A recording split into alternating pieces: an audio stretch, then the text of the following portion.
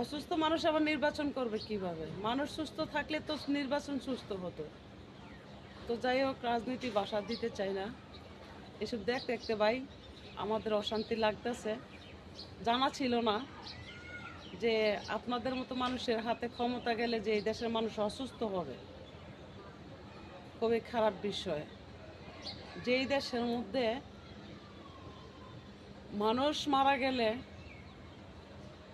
আপন সন্তান হইয়া, পেটের গর্ভের সন্তান হইয়া সেই লাশের উপর দিয়ে ক্ষমতা চাইতে পারে, সেই দেশে আবার সুস্থ নির্বাচন হয় কিভাবে? আল্লাহর তরফ থেকে তো হবে না। সব কিছুরই রহমতের বৃষ্টির ফুটা লাগে, তখন সব কিছুই সুন্দর থাকে, সুস্থ থাকে। যা হচ্ছে তা তো সবই শয়তানি শক্তি কাজ করতেছে, মানুষের ইমান নষ্ট করতেছে, মানুষের জান মাল নষ্ট হচ্ছে। এগুলা কি দেখেন না? আগে মানুষ সুস্থ করুন, মানুষ সুস্থ করুন, দেশ ও জাতি সুস্থ করুন, তারপর নির্বাচন সুস্থ এমনিই হবে। তো ওইদিকে আর আমি যাইতে চাই না। যাই হোক, আজকে গত 8 দিন হলো এক খবরে মানুষের মনের মধ্যে যে কৌতূহল জন্ম হয়ে রয়েছে, সেই কৌতূহলটা আগে ঘোষণা দেন, সবচেয়ে ভালো হবে, সুন্দর হবে। মানুষ অসুস্থ, আবার সুস্থ নির্বাচন হয় কোথায় থেকে? এটি তো মাথা পাচ্ছি না। তো যাই হোক, আমরা এই বিষয় নিয়ে কথা বলতে চাই না। শান্তি চাই, সুন্দর চাই, সুশৃঙ্খলা পথ চাই, নিরাপদ রাষ্ট্র চাই একটা। তো কথায় কথা বাড়ে, বেশি কথা বলতে চাই না। মানুষের কাতারে যায় দাঁড়ান, মরতে হবে সকলের। আর বেশি কিছু বলতে চাই না।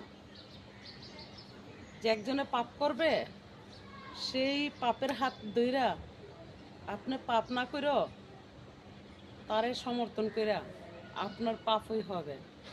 সেই পাপের বিনাশ কিন্তু সহজে হয়ে যায়, মাথায় রাখবেন কথাটা।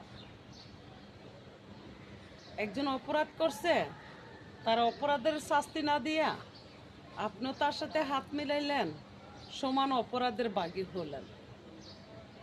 একটু ভাবেন কি হচ্ছে। শিক্ষা সমাজের কাছে মানুষ চায় কি? শান্তি।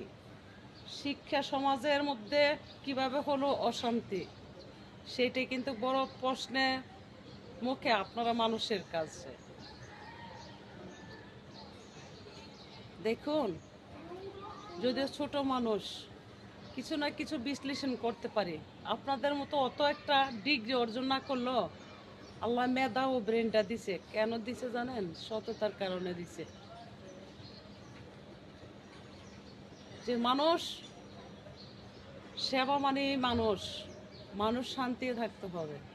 যে একটা অশান্তির আগুন এই দেশটার মধ্যে তৈরি হয়েছে, এই অশান্তির আগুন যারা নিবাইতে পারবে তাদেরকে কিন্তু জনতা ভালোবাসে।